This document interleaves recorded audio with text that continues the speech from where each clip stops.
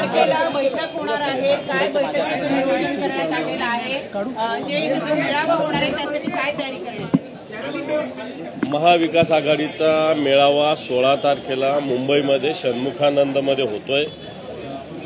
राज्यातले महाविकास आघाडीच्या पक्षाचे जिल्हा आणि तालुकास्तरीय पदाधिकाऱ्यांना आम्ही त्याला निमंत्रित केलेलं आहे, महिला आणि पुरुष।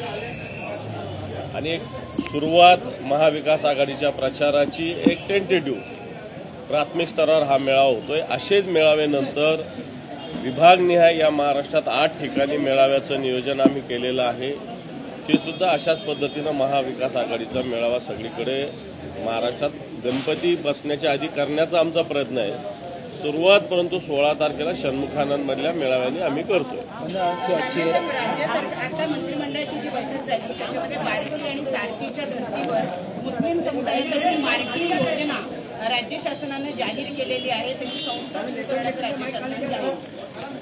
मला असं वाटतं या योजनेचं स्वागत आहे, परंतु हेच लोक विशेषतः भारतीय जनता पार्टीचे आणि शिंदे गटाचे लोक अल्पसंख्याकांच्या विषयी वेगवेगळ्या भूमिका ठेवतात। आताच्या घडीला अल्पसंख्याकांच्या मंडळाला कोणताही निधी नाही। मौलाना आझाद आर्थिक विकास महामंडळ असेल, अन्य मंडळ असेल, याला कोणताही निधी नाहीये।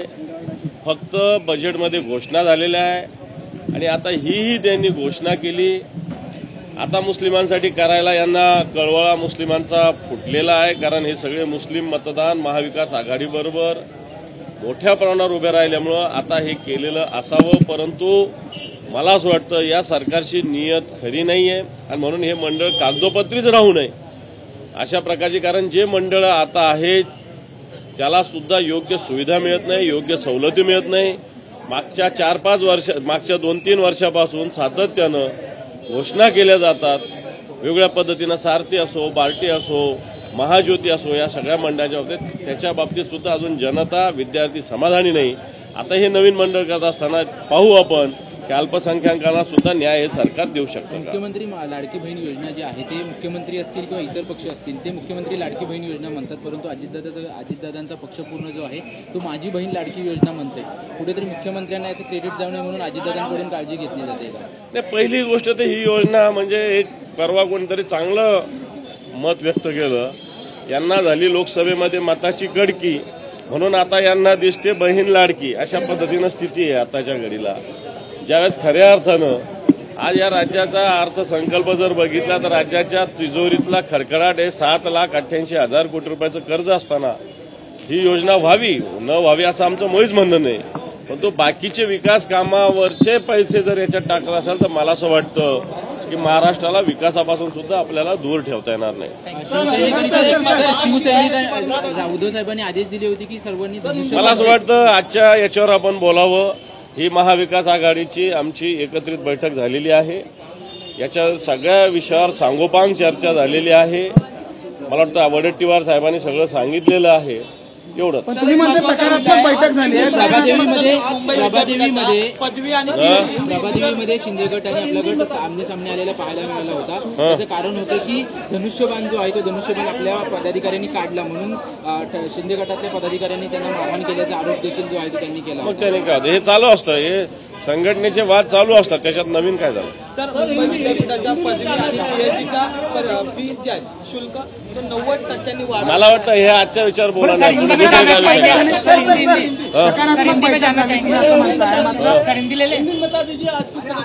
महाविकास आघाड़ी की यानी देश लेवल पर जिसको इंडिया आघाड़ी कही जाती है उसकी मीटिंग हुई है, जिसमें कांग्रेस, राष्ट्रवादी कांग्रेस और शिवसेना के हम प्रतिनिधि उपस्थित थे। आने वाले समय में महाराष्ट्र में 16 तारीख को हम तीनों पार्टियों का एक जगह एक बड़ा अधिवेशन कर रहे हैं। उसके बाद में रीजन वाइज हम जाने वाले हैं। कॉमन मिनिमम प्रोग्राम पे भी हमारे इसमें चर्चा हुई है।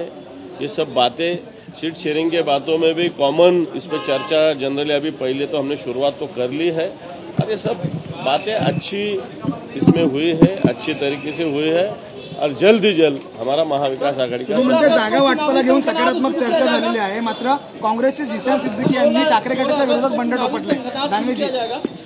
आता तुम्हाला मला वाटतं ज्ञान कमी आहे. जिशान सिद्दीकी काँग्रेसमध्ये नाही, माहिती आहे तुम्हाला काही? नाही, त्यांना अजून तुम्ही आहे का, तुम्हाला माहिती आहे का काही? काय गोष्टी करते आपण?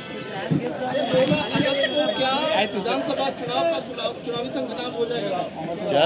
विधानसभा चुनाव का चुनावी संकनाल 16 अगस्त से बिल्कुल, वो तो शुरू होगा. जिस दिन लोकसभा खत्म है उस दिन से अपने विधानसभा की डायरेक्ट शुरुआत की है.